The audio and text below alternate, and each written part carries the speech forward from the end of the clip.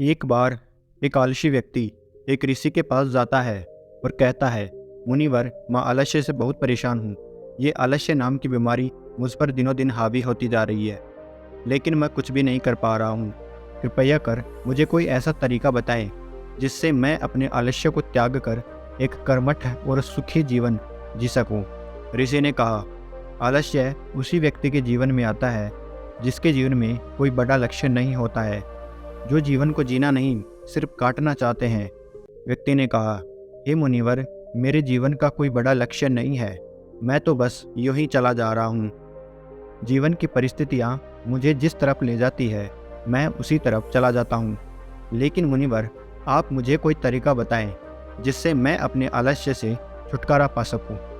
ऋषि ने कहा, हमारे जीवन में आलस्य 3 मुख्य कारणों की वजह से आता है।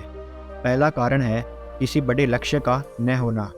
दूसरा कारण है अपने शरीर और मन को न समझना। और तीसरा कारण है आलसी और कामचोर व्यक्तियों की संगत करना। आलसी व्यक्ति ने कहा, मुनिवर, जरा इन तीनों बातों को विस्तार से समझाओ। ऋषि ने कहा, जिस व्यक्ति के जीवन में एक बड़ा और स्पष्ट लक्ष्य नहीं है, उस व्यक्ति के जीवन से आलस्य कभी नहीं जा सकता, क्योंकि एक स्पष्ट लक्ष्य व्यक्ति को निरंतर उत्साहित और कर्मशील बनाकर रखता है। और जब व्यक्ति के जीवन में आलस्य का आगमन होता है तो यह मजबूत लक्ष्य उसे याद दिलाता है कि यह समय आलस्य करके बर्बाद करने का नहीं बल्कि काम करने का है। लेकिन लक्ष्य ऐसा नहीं होना चाहिए जिसे तुमने अति उत्साह या निराशा के क्षणों में बनाया हो, क्योंकि उत्साह और निराशा के पलों में बनाई गई लक्ष्य इन परिस्थितियों के समाप्त होते ही कमजोर और छोटा पड़ जाता है। लक्ष्य के निर्धारण हमेशा ही अनुकूल परिस्थितियों में बहुत सोच समझकर और शांत दिमाग से करना चाहिए। वह लक्ष्य तुम्हारी भावनाओं और दिल से जुड़ा होना चाहिए।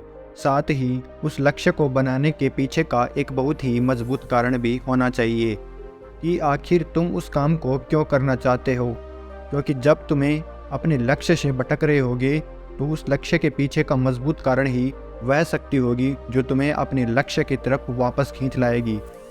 अगर तुम्हारा लक्ष्य ऐसा है जिसके बारे में सोचकर ही तुम्हारे अंदर जोश और आंखों में आंसू आ जाते हैं, तो फिर तुम्हें चिंता करने की जरूरत नहीं है, क्योंकि फिर तुम्हारा लक्ष्य तुम्हारे आलस्य को खत्म कर देगा। ऋषि ने आगे कहा, लेकिन कुछ ऐसे भी लोग होते हैं जिनके जीवन में लक्ष्य तो होता है लेकिन फिर भी आलस्य करते हैं। तो इनके जीवन में आलस्य का कारण है कि ऐसे लोग यह नहीं समझ पाते कि हमारा मन काम कैसे करता है। हमारा मन बहुत ही चालाक है और यह हमारे साथ हर समय खेल खेलता रहता है। यह कभी भी किसी काम का विरोध नहीं करता, बल्कि या तो उस काम को टालता है या फिर उस काम को करने में आने वाली कठिनाइयों को बढ़ा देता है। जैसे कि अगर तुम इसे कहोगे कि पढ़ाई करनी है तो यह कहेगा थोड़ी देर आराम कर लेते हैं फिर पढ़ाई करेंगे। अगर तुम इसे कहोगे कि ध्यान करना है तो यह कहेगा कि ध्यान करने का सबसे अच्छा समय तो सुबह ब्रह्म मुहूर्त में होता है, कल सुबह ही जल्दी उठेंगे और फिर ध्यान करेंगे। और फिर न तो तुम सुबह ब्रह्म मुहूर्त में उठ पाओगे और ना ही कभी ध्यान कर पाओगे। अगर तुम मन से कहोगे कि धन कमाना है तो यह कहेगा कि क्या इतना ही आसान है धन कमाना, अगर इतना ही आसान होता तो आज सभी लोग अमीर होते। व्यक्ति ने कहा, मुनिवर, तो फिर इस मन की चाल का समाधान क्या है? ऋषि ने कहा, इस मन के साथ भी वही करो जो तुम्हारे साथ करता है। जब तुम्हारा मन कहे कि थोड़ी देर आराम कर लेते हैं फिर काम करेंगे, तो तुम तुरंत से कहो कि थोड़ी देर क्यों, बहुत देर तक आराम करेंगे, लेकिन पहले यह काम खत्म कर लेते हैं। जब मन कहे कि स्वादिष्ट भोजन कर लेते हैं, कल से व्यायाम करेंगे, तो तुरंत कहो कि स्वादिष्ट क्यों, बहुत स्वादिष्ट भोजन करेंगे, लेकिन व्यायाम आज से ही शुरू करेंगे। कुल मिलाकर तुम्हें अपने मन को मूर्ख बनाना है जैसे यह तुम्हें बनाता है। व्यक्ति ने पूछा, लेकिन मुझे अपने मन को मूर्ख कब तक बनाना पड़ेगा? ऋषि ने कहा, जब तक तुम अपने जीवन से आलस्य को दूर रखना चाहते हो। ऋषि ने आगे कहा, या तो तुम अपने मन को मूर्ख बनाओ, नहीं तो यह मन तो तुम्हें मूर्ख बना ही रहा है। व्यक्ति ने कहा, मुनिवर, कभी कभी मैं यह निश्चय करता हूँ कि कल से इस काम को जरूर करूँगा और अपना समय बर्बाद नहीं करूँगा, लेकिन अगला दिन आते ही मैं फिर से काम को टालना शुरू कर देता हूँ। सुबह सोचता हूँ कि अभी तो पूरा दिन पड़ा है, दोपहर में काम कर लूँगा। दोपहर होती है तो सोचता हूँ कि शाम को काम कर लूँगा, और फिर शाम से रात हो जाती है, लेकिन मैं अपना काम शुरू भी नहीं कर पाता हूँ। और फिर पछताता रहता हूँ। समय बर्बाद करने के लिए खुद को कोसता रहता हूँ और फिर अगले दिन भी मेरे साथ यही होता है, उसके अगले दिन भी मेरे साथ यही होता है और यह चक्र लगातार चलता रहता है। मैं अपने समय को सही तरीके से व्यवस्थित नहीं कर पा रहा हूँ। ऋषि ने कहा, बात समय को व्यवस्थित करने की नहीं है, बात तो मन को व्यवस्थित करने की है। जब तक तुम्हारा मन व्यवस्थित नहीं होगा तब तक तुम समय को व्यवस्थित कर भी नहीं सकते। अगर तुम्हें अपने समय को नियंत्रित करना है तो तुम्हारा अपने मन पर नियंत्रण होना बेहद आवश्यक है और यह संभव है ध्यान से, अपने विचारों के प्रति जागरूक होने से। व्यक्ति ने कहा, मुनिवर, लेकिन कभी कभी ऐसा भी होता है कि किसी काम को करने का मन भी होता है, वो काम जरूर भी होता है, लेकिन तब हमारा शरीर आलस्य करता है। हमारे शरीर में इतनी ऊर्जा नहीं होती कि हम उस काम को कर सके। यदि हम उस काम को शुरू भी कर देते हैं तो बहुत ही जल्द हमारा शरीर थक जाता है। या तो हम उस काम को आगे के लिए टाल देते हैं या फिर अगर उस काम को करते भी हैं तो वह काम ठीक से नहीं हो पाता। ऋषि ने कहा, तुम अपने मन को तो मूर्ख बना सकते हो, लेकिन अपने शरीर को कैसे मूर्ख बनाओगे? शरीर चलता है ऊर्जा से और ऊर्जा मिलती है भोजन से। लेकिन अगर तुम ऐसा भोजन करोगे जिसमें खुद में ऊर्जा नहीं है, कोई जीवन नहीं है, तो तुम्हारे शरीर को ऊर्जा कैसे मिलेगी? तुम्हारा शरीर पूरे दिन आलस्य से घिरा रहेगा।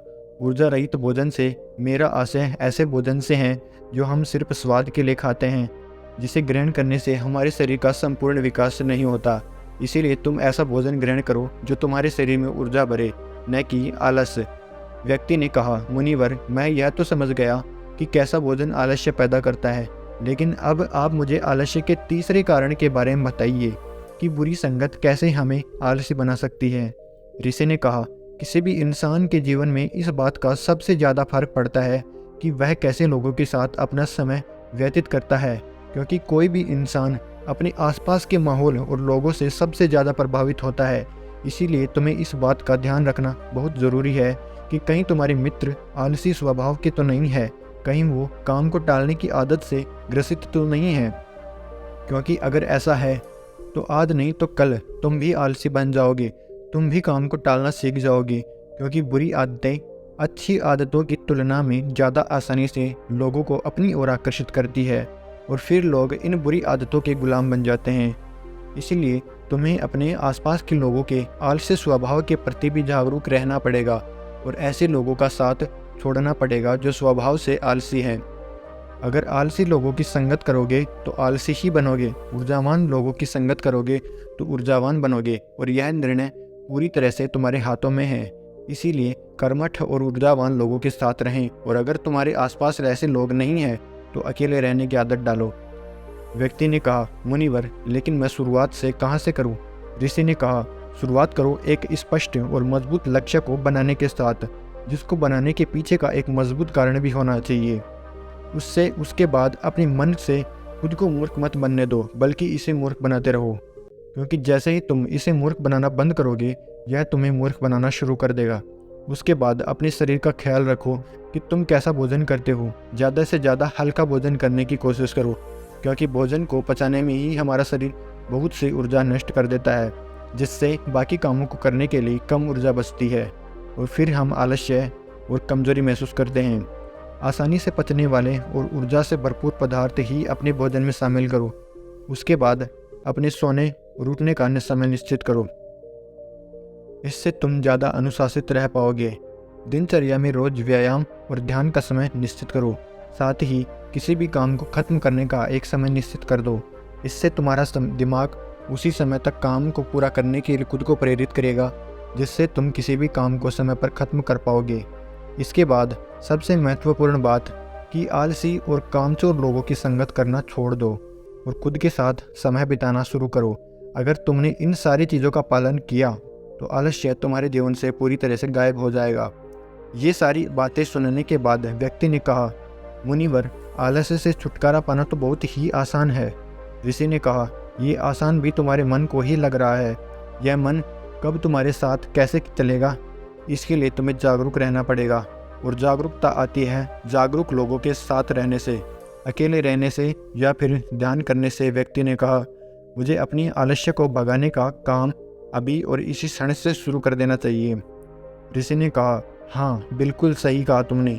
सही समय का इंतज़ार भी मन की चाल है।